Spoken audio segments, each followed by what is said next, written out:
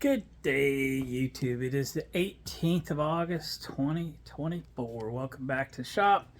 Things are kind of messy around here, but aren't they always? And this will be a little bit different. I have some video clips I'm going to put together, but it's only just like a minute long.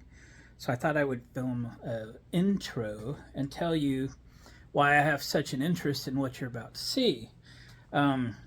I collect a lot of things. I'm kind of a hoarder. I get it.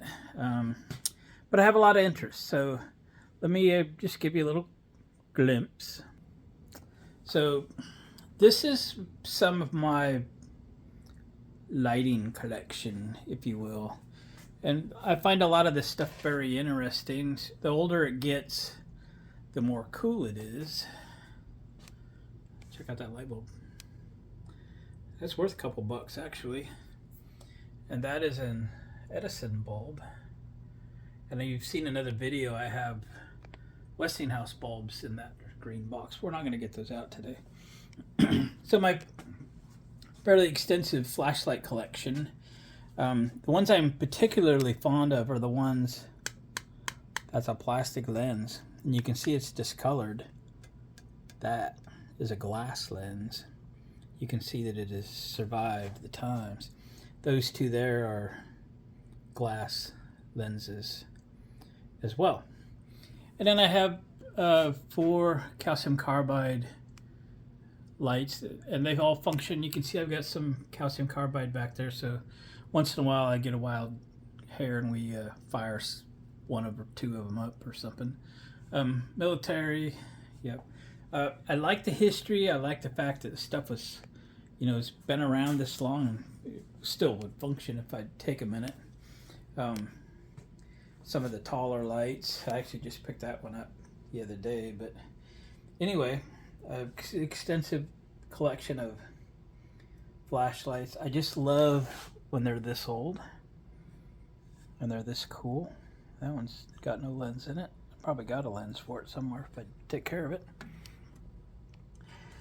So I've always had this fascination with lanterns. I collected Coleman lanterns till they were falling in on me. And I did sell that entire collection off. I mean, I kept 20 of them or something. And then I collect, just Dietz lanterns, a few railroad stuff. I love the lenses that, are either red or they're ground. I'm hunting for the one I'm looking for. There it is. The ground lens, like that one. On this particular lantern, there's that little circle right there. See that?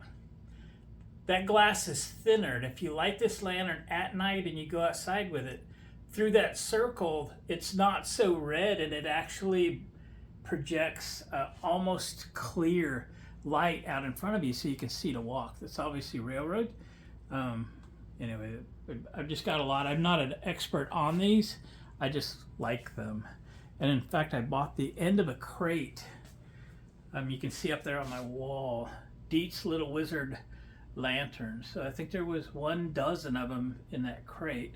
And there are now 2 of them hanging, one on each side of that end of the crate. So that's my real interest in lights and lighting and things. I just love the fact that most of this stuff's 100 years old now.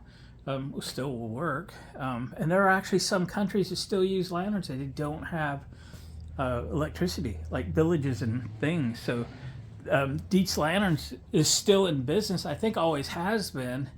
And they're supplying needs in other countries.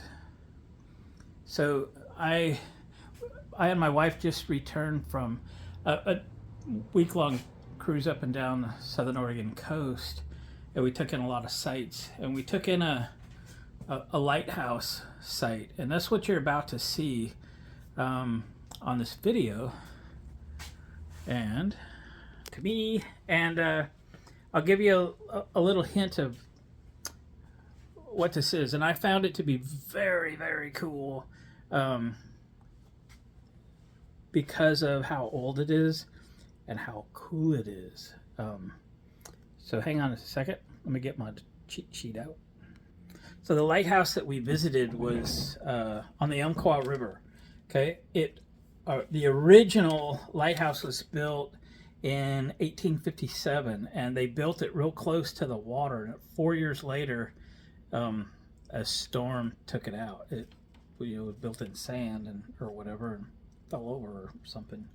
Something bad happened to it, so it got rebuilt in 1894, and they moved it closer inland, and it's where it still stands today. If you get a chance, go tour this on the Oregon coast. Look it up, you'll find it. Okay. The biggest thing for me was the lens and how it. So first of all, how it was lit. Of course, it was kerosene back in the day. It was a multi-wick kerosene light, but it has to shine clear out 10-20 miles. And kerosene light, that was pretty cool back in the day. How did it accomplish that?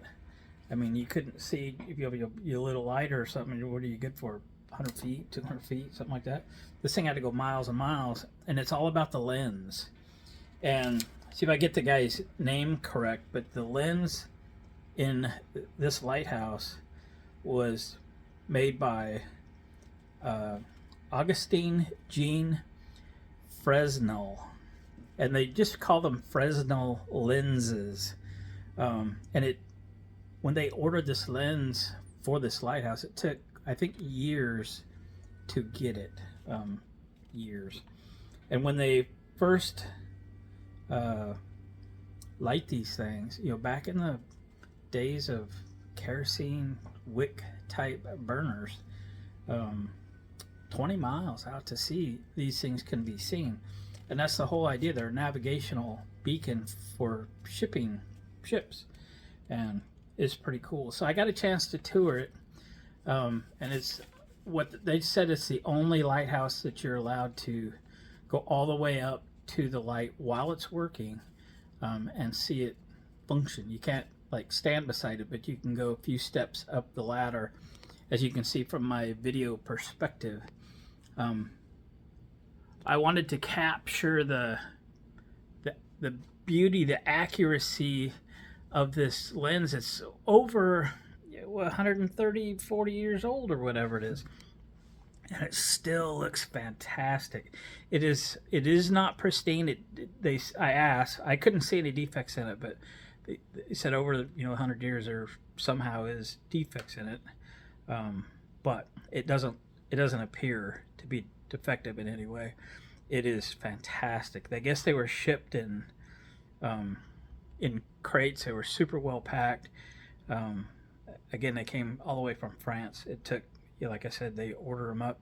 It takes years to get them, but it's just a fantastic. I'm not going to give you every detail because I want you to go see it for yourself, but I want to give you a little glimpse of this Fresnel lens in this lighthouse, in full operation. I wish I could have drove back. It was like 25 miles from our hotel.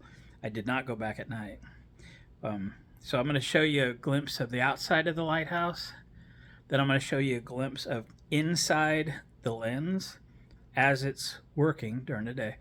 And then a little glimpse outside, just outside the lens, between the exterior windows and the lens itself. I just want you to take in the beauty of it, the craftsmanship of it, how accurate it is, and how perfect the glass is. And I don't know how they accomplished all of that way back, 130 plus. I guess the first Fresnel lenses were built in, check my notes, 1823. Oregon was nowhere near the first to get lighthouses.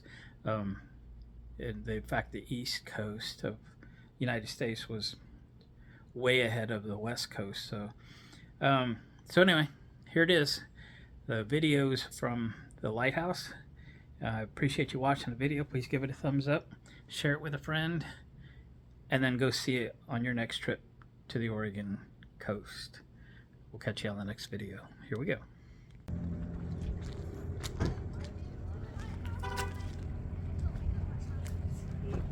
Pretty fascinating.